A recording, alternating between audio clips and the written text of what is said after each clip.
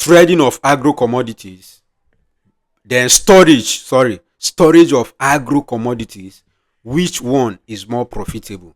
So people ask me this question every day, and I want to answer the questions today using these four, or let me say three keys or three components that you have to check. If they are present or possible for you, then you can decide which one to go into. Now, before I even give you all the elements that I believe you should check, I want you to know that buying and selling, buying and storage and selling later are the same. Don't look at them as being different ventures or different business ideas. They are the same.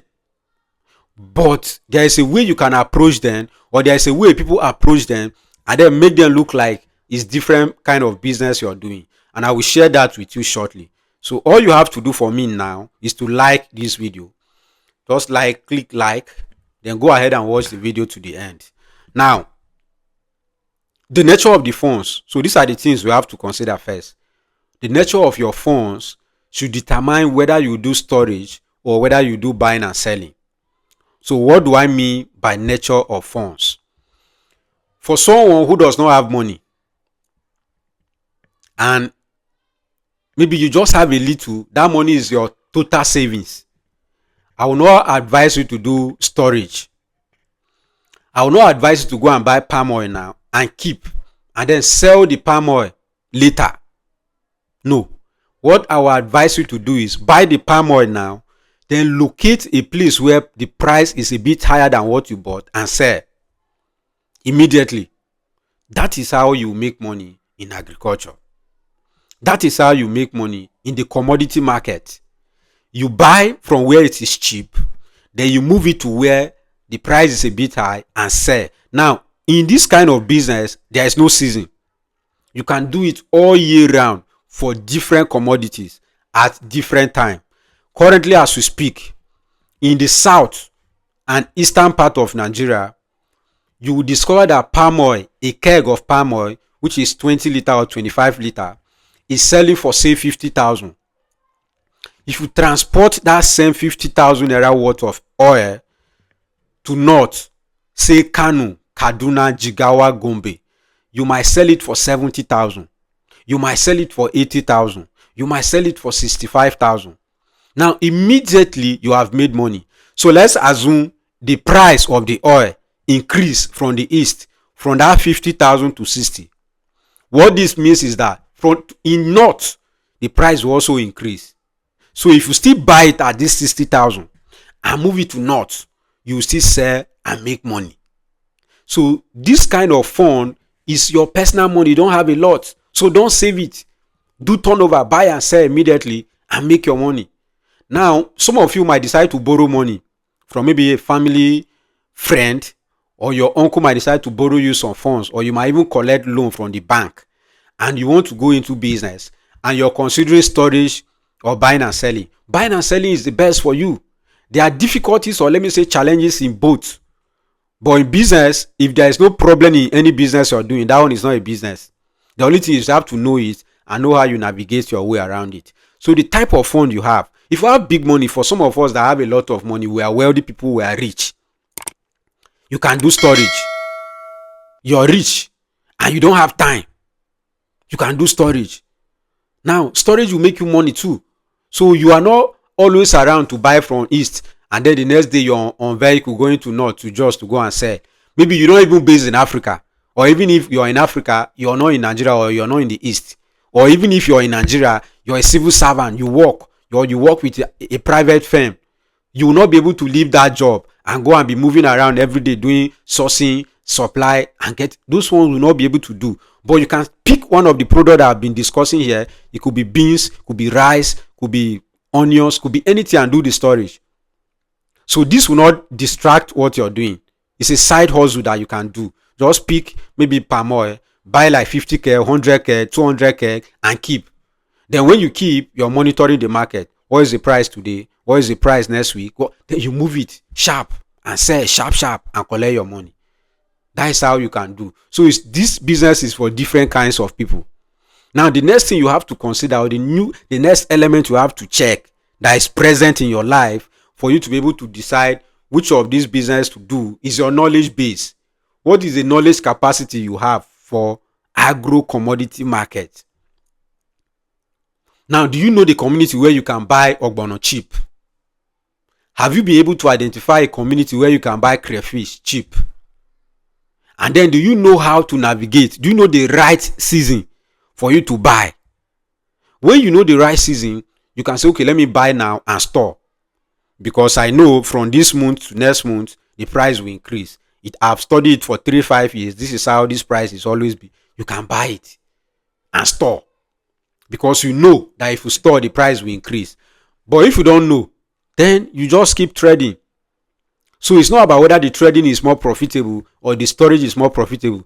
Even the profitability is there. Sometimes you can even store and make losses. Sometimes you can buy and sell and make losses.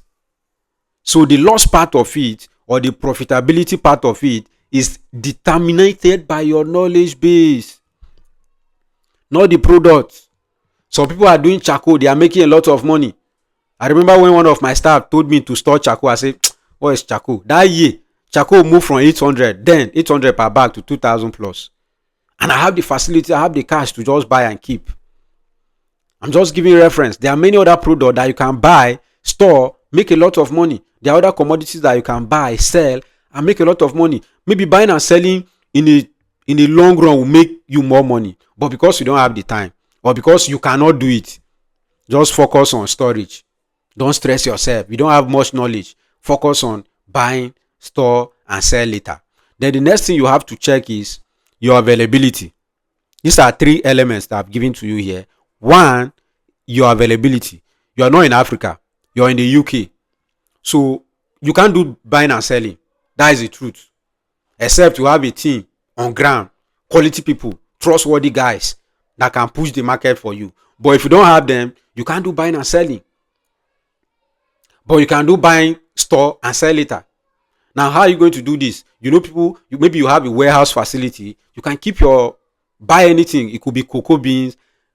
It's a hot product. It could be cashew nut, hot product. It could be seasonal seed, another hot product.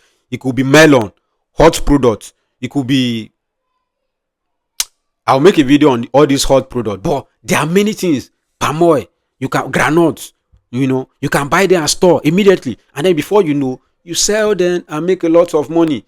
Sometimes even if it's time for you to sell, you can even fly down to Nigeria or Africa and sit down in your warehouse and monitor the distribution. Or you can even come back and move everything and go and sell where you are. The same thing, if you're within Nigeria, maybe you're in Lagos and you have a warehouse facility in Enugu, you buy your ogbono and store there. Then it's time for you to sell. You have monitored the market, you have off-takers. You can just drive down to your state, maybe stay there 3 weeks or 2 days or 3 days, mop everything out, then you go. So these are the things that you have to check. Whether you go into storage, whether you go into buying and selling, they are all profitable. But you have to check the kind of person you are, the kind of time you have, the type of fund you have. Don't borrow money to do storage. In most cases, because sometimes when you store, you lose.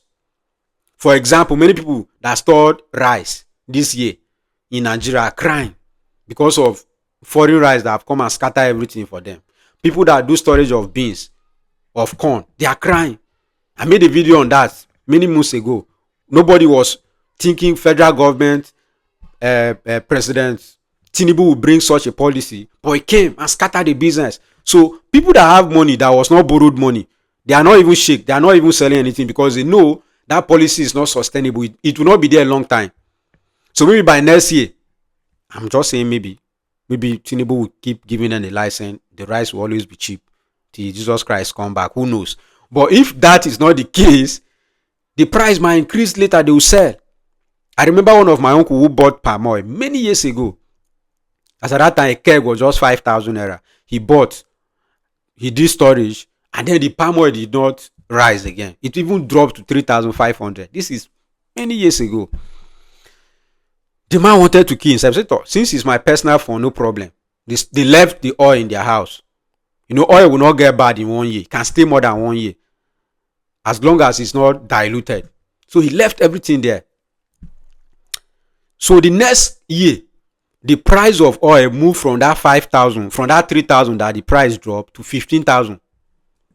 I can remember it, 15,000, and this one sold, and that was where he became rich. Like he he became rich, built a flat, set up a very big business for the wife.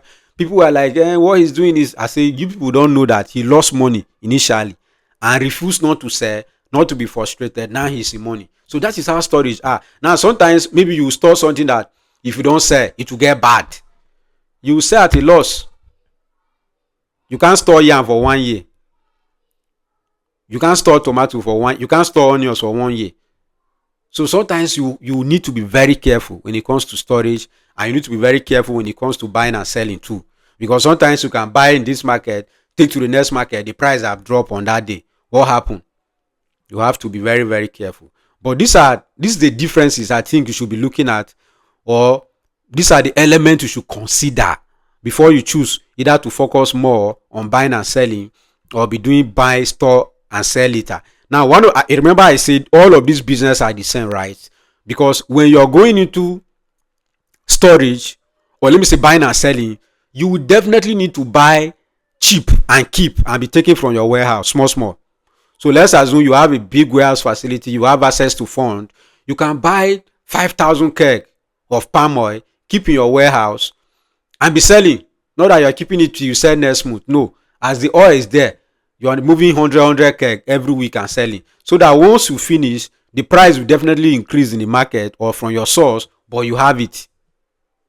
So these are the things I want you to check before you consider either going into buying and selling of agro commodity instantly, or buy, store, and sell later.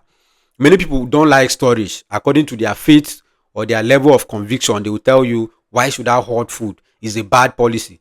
Those people, you can go into buying and selling. Then for some of us that believe storage is not bad, it's kind of even preserving the food that we have in abundance in some season, and then bringing it out when it's off season. And when it's off season, the price will increase. It's not because we are selfish, we increase the price ourselves. We take advantage of that and make our money. Everywhere is good. So thank you so much for watching this video. Stay connected, like this video, share the video, and subscribe to this channel. I remain Denison, your billionaire farmer.